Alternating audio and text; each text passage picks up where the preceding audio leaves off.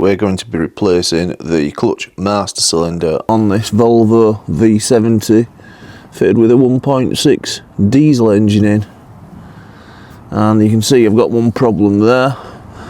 There should be a bolt thread there and it's missing, so I'm hoping to solve that at the same time.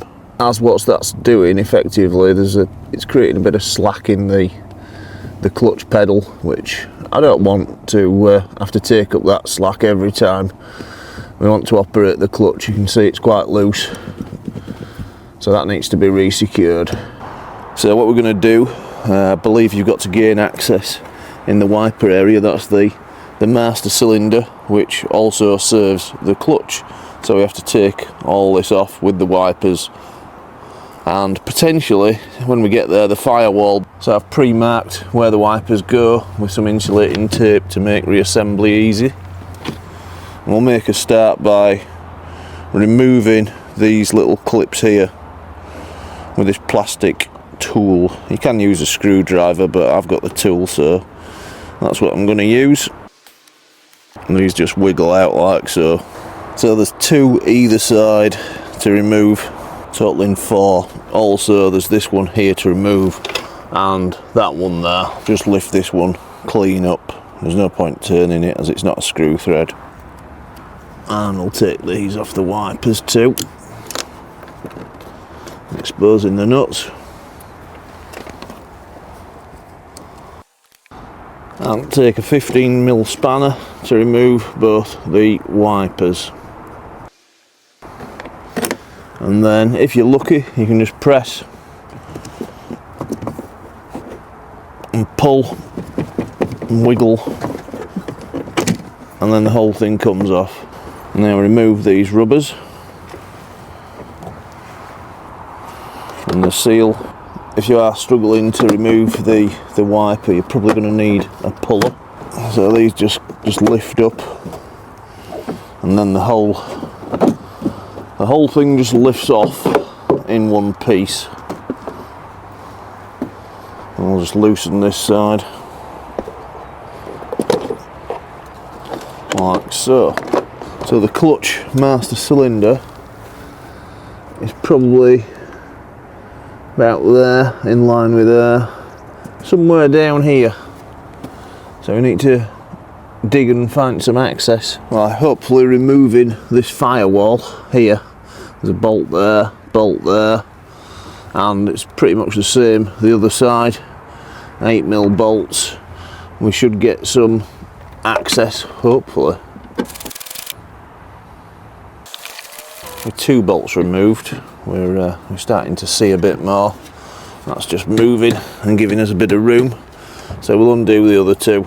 So we've got a bit more room now, and it seems to be fouling on this nut when you pull it forward. So I think it would be a good idea to try and remove this box of tricks somehow. Now my car should have a nut there, so you'll have that one to remove, but I can just remove that to give us a bit more room and tuck it to one side. And then I was thinking perhaps just bend that round, as we've got quite a bit of movement we can get if that's bent out the way. I might just lever it maybe around that. So we just got a crowbar in like so, and it soon went round the first bolt. It looks like there's room perhaps to get it round this one. So I just picked it up and moved it round the other one, and you can see we tight up to the engine there, so that's as far as we're going to be permitted to go. So we're beginning to get our first glimpse of the master cylinder, just there where my thumb is, and we've got a filler there. That's where it gets its feed from the reservoir. We can follow that round to just there, and then there's a clip for a steel brake pipe to undo for it.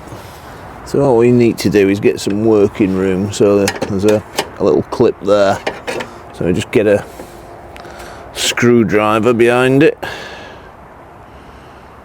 like so, and just lever that box of tricks off, and there is a clip on this side. There.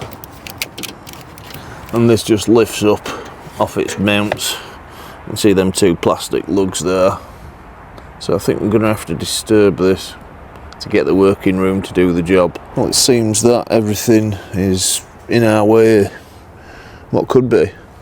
We've got the aircon pipe there. Obviously this, I can move this around, but there's no connectors underneath to disconnect it, totally remove it. It's going to be difficult to put to one side. And the good news is we can see where we're meant to be working. And on the replacement master cylinder, we've got one pipe there and one pipe there, and to remove it you have to get a screwdriver in there and pull down on that clip. Just tease that up like so, and then it'll default, it'll go in that position there, and then just do that to reconnect. And the feed from the master cylinder, you've pretty much got that clip on it. It's difficult to see, unfortunately, so I'll not be able to show you the release, but you just push that in and pull on the end. So I've got that out now, and I've got it quite high up, above the height of the cylinder, so it's not leaking. So there's just the other one to release from below. I just managed to use a screwdriver to press on that tab. I just rotated it till the tab was at the top, pressed down with a screwdriver, and it popped off. Now for this one I'm going to try and use a seal pick. I've had a little trial run with the new part, and if I can get that in and pry it up, great. So I've got that released, and do be careful with this, as you can do a bit of damage to the reservoir, as it's got quite a bit of leverage on it. So do be really careful when you're working around this. So that just pulls out, and it did take a little bit of force, but it did go. So we'll go inside the car now. Now I've got both ends disconnected, and there's a little sensor which piggybacks on the side. I've just teased that off, so I'll take the seat right back to maximise the working room available. So now I've got the clutch pedal twanging between its two states. I should just be able to remove this spring just to give us an easier life. So that's the spring out, and the half what you've just heard fly away ended up wedged behind there. So I'm thinking about installation, so I've had a look at the new part, and I've noticed that there's a bit of a recess there, so it presumably twists in clockwise to lock, and there is a rod which that should hook over so the clutch can operate it as required. Well, I've removed the steering cowl, so I've just put my hand in here and had a feel, and I managed to remove the switch from the clutch, so that's good news. That's going to make access to the bolt here a lot easier, as I can just about see it now. There's multiple extensions on here. See the steering column above, and we'll just keep going until that's totally off with the 13mm extension. I had to use a deep socket on it. Well, I did wonder if there was just one nut on it, but it transpires it has a counterpart just to the left of it, so we'll see how we get on with that one. So we've got this extension, managed to do the trick, it just wobbled in the middle. So now all this should be free and easy. And out it comes. That's where the sensor went, and these were the two bolt holes I was struggling for. Hopefully you should see a bit more now. Up here you can just about see the two threads there, and we should just be able to pull this out like so. Well, I've MIG welded a stud in, so that's my repair sorted. You can see the collateral damage from using the MIG welder in short pulses. Oh, we've done a bit on the bracket, and this is all while the neighbour did a bit of fire watching for me. Many thanks to him, as I know he's probably going to be watching. So for reference, this is how the switch goes. It just slides in on those 3 tabs, because we're going to have to remove it to get the bolt in there, just to the right of the fitting. So on the new master cylinder, there are a couple of notches to get aligned. If these aren't aligned, the seal will not fit as flush, and we've fixed the foam gasket to this. Now when it goes in the car, you want that bit upwards, that smaller pipe, so we can just about connect the master cylinder before we put it in the car to the clutch pedal. We'll just press that on with the swan necks and drive it home. We're going to have to twist this clockwise, so align everything up to keep this pipe at the top when the clutch pedal is fitted, and we'll just get the swan necks on and turn that clockwise. So that's now correctly aligned to go back in, and I put a bit of penetrating spray around the edge just to reduce the friction whilst we're turning it. And we can check on the firewall side that it's correctly aligned. To slide the full clutch assembly with master cylinder, but we did disconnect the steering knuckle there. So I marked it, but there's no real need to mark it. The steering lock's held it, and it's several sides, so you should find the exact same position. It's not a spline as I suspected it may be.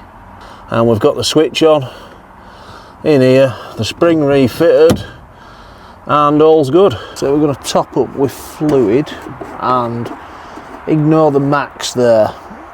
Just keep going, because it's designed to send the excess fluid to the clutch, so it will look full, as it don't want to starve the brakes of any fluid. There's a little area where fluid can run off to the clutch.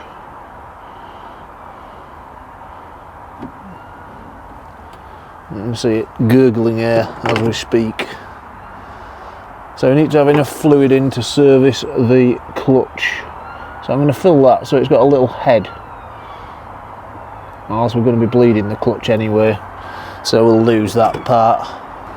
I'm going to remove this air intake hose just to make life a bit easier, and the clutch bleed is just there, hiding right near the oil filter. There may be a cap on it, but I don't have one, so we'll get a pipe on that and take an elusive 11mm spanner, and what we want to do is turn the nut counterclockwise. So now we've turned that, we've lost our head of fluid. It keeps going down actually, I keep topping it up. It's definitely doing a better job of bubbling now I've opened that nut, as it's pushing some air through the system and the new master cylinder. So I had the clutch all ready to bleed, and I attempted to bleed it, and then I noticed, it's difficult to see, but down here where you can see the pump just dripping constantly from the lower pipe. And what had happened is this little seal had escaped from the pipe, so I'd put the pipe in without the seal. So this is like what I'd call a top hat seal. They are available on eBay, but fortunately I've managed to find mine, and it was just a couple of inches away. But I think this got knocked off whilst I was fitting the master cylinder from the other side. So we're going to reconnect that and resume. So in order to get that back on, we've lifted the firewall, and I can just about pull that pipe out, or get my hand in round it. It's very difficult. I've just got some rags and stuff packing the firewall up so I can work round it. I'm just going to work the clutch. I may need somebody else to do this, but I'm going to have a little go myself before I call for help. So we've got some old fluid coming out. I'm going to catch that, I think. We'll get a little jar for that or something to catch it in and keep going. So I've knocked up a little catch jar, so we'll be able to see this happen. What we don't want is air bubbles, but I want to keep priming it until I'm confident we've replaced all the fluid. So I've done 8 depressions of the clutch, and you can see there are air bubbles floating their way up top as the master cylinder's sending the air from that area through the pipe work to the jar. So I'm going to run a good bit off as I want this done right. So I tend to do 5 pumps of the clutch pedal and then top up the reservoir and repeat. And we're starting to look quite a bit clearer now. So we're getting there, but there's still the odd air bubble comes up. So we're going about press 80. Give it a press.